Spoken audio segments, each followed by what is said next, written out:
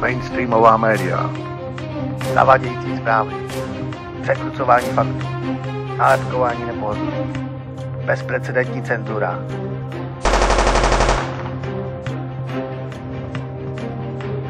Chcete vidět pravdu? My také.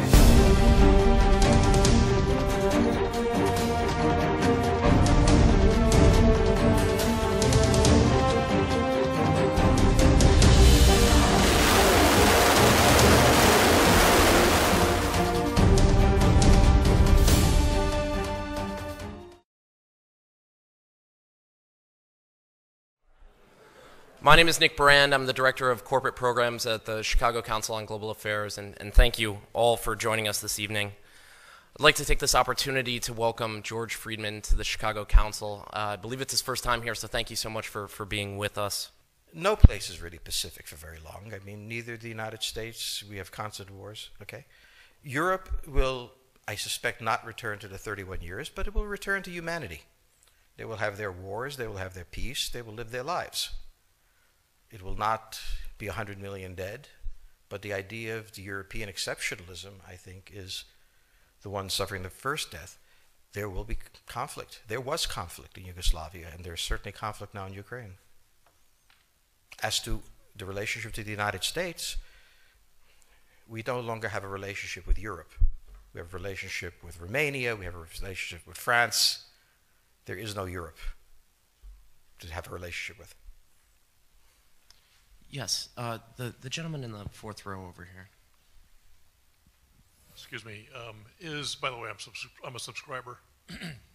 Is Islamic extremism really the major threat to the United States, and will it die on its own, or will it keep growing? It is a problem to the United States. It is not an existential threat. It has to be dealt with, but it has to be dealt with proportionately. We have other foreign policy interests. So, the primordial interest of the United States, over which for a century we have fought wars, the First, Second Cold War, has been the relationship between Germany and Russia, because united they are the only force that could threaten us, and to make sure that that doesn't happen. If you're a Ukrainian, is essentially reach out to the only country that will help you, which is the United States. Last week, 10 days ago, General Hodges, Commander U.S. Army Europe, visited Ukraine. He announced that U.S. trainers would now officially be coming, not just unofficially coming. He actually pinned medals on Ukrainian fighters, which by protocol of the military is not the way. Foreigners don't get to pin on, medals, but he did, showing that this was his army.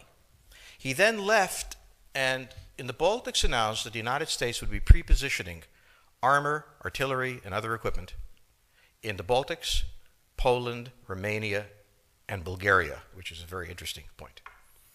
So the United States, and now yesterday the United States announced that it would be sending weapons. Tonight, of course, they denied it, but they are. The weapons will go. In all of this, the United States has acted outside the context of NATO. Because NATO has to have a 100% vote. Any one country can veto anything. And the Turks will veto it just for giggles. The point is that the United States is prepared to create a cordon sanitaire around Russia. Russia knows it. Russia believes that the United States intends to break the Russian Federation. I think that, as Peter Lorre put it, we don't want to kill you, we just want to hurt you a little bit. Either way, we are back in the old game. And if you go ask a Pole or a Hungarian or a Romanian, they live in a totally different universe from a German. And they live in a totally different universe from a Spaniard. So there is no commonality in Europe. But if I were a Ukrainian, I would do exactly what they're doing. Try to draw the Americans in. All right, next question, please. The United States has a fundamental interest. It controls all the oceans of the world. No power has ever done that. Because of that, we get to invade people and they don't get to invade us. It's a very nice thing. Maintaining control of the sea and control of space is the foundation of our power. The best way to defeat an enemy fleet is to not let it be built. The way the British managed to make certain that no European power could build a fleet was to make sure the Europeans were at each other's throats. The policy that I would recommend is the one that Ronald Reagan adopted toward Iran and Iraq. He funded both sides so they would fight each other and not fight us. This was cynical. It was certainly not moral. It worked. And this is the point. The United States cannot occupy Eurasia. The moment the first boot sets the ground, the demographic differential is we are totally outnumbered. We can defeat an army. We cannot occupy Iraq. The idea that 130,000 men would occupy a country of 25 million, well, the ratio in New York of cops to citizens was greater than we had deployed in Iraq.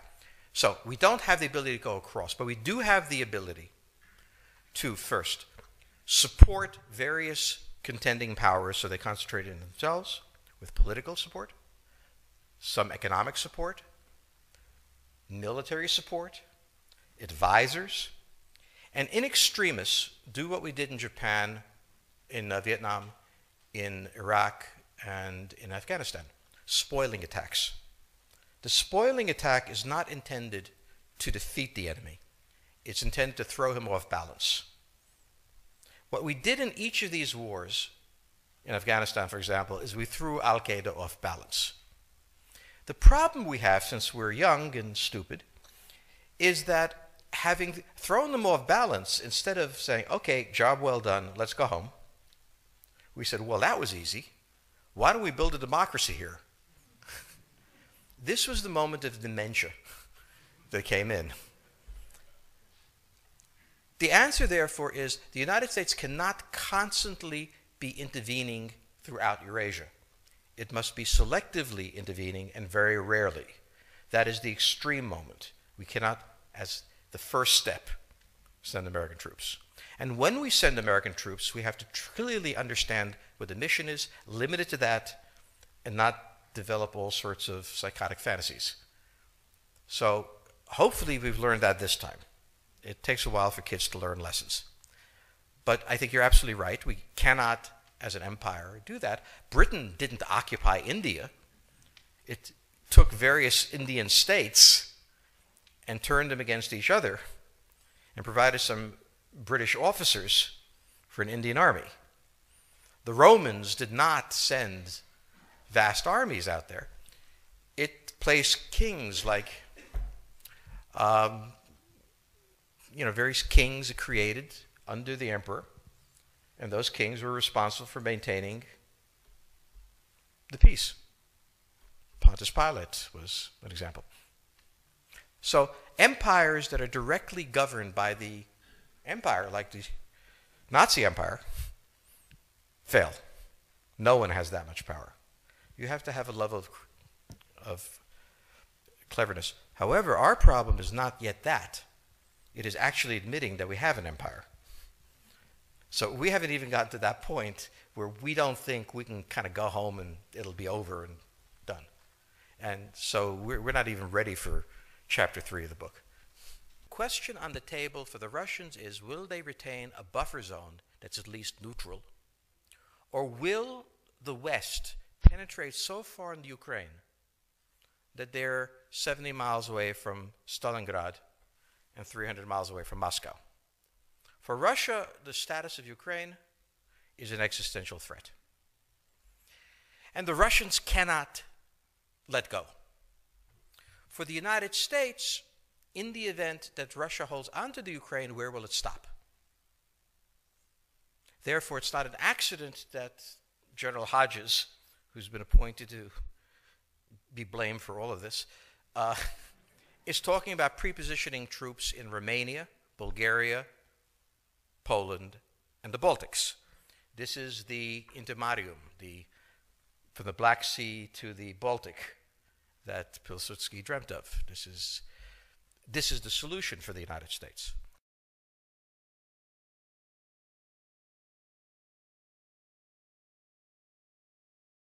The issue to which we don't have the answer is, what will Germany do?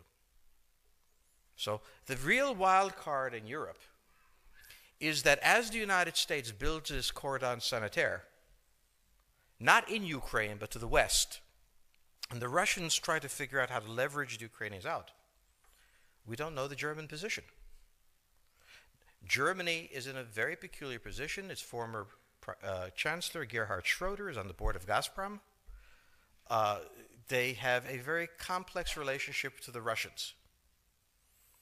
The Germans themselves don't know what to do. They must export. The Russians can't take up the export. On the other hand, if they lose the free trade zone, they need to build something different. For the United States, the primordial fear is Russian capital, Russian technology, German technology and German capital, Russian natural resources, Russian manpower, as the only combination that has for centuries scared the hell out of the United States. So how does this play out? Well, the U.S. has already put its cards on the table. It is the line from the Baltics to the Black Sea.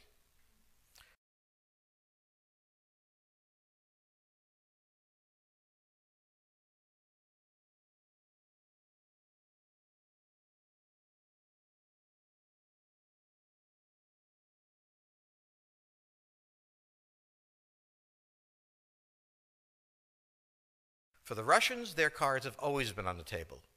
They must have at least a neutral Ukraine, not a pro-Western Ukraine. Belarus is another question. Now, whoever can tell me what the Germans are going to do is going to tell me about the next 20 years of history. But unfortunately, the Germans haven't made up their mind. And this is the problem of Germany always. Enormously economically powerful, geopolitically very fragile, and never quite knowing how to reconcile the two.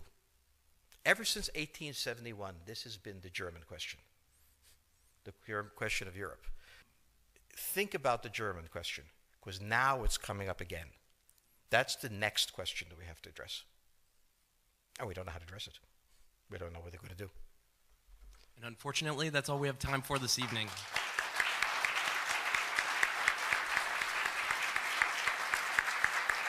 Thank you so much. Thank you so much, George Friedman. He'll be signing copies of his book in the rear of the room. Thank you as well to the Chicago Club for co-sponsoring this evening. Good night.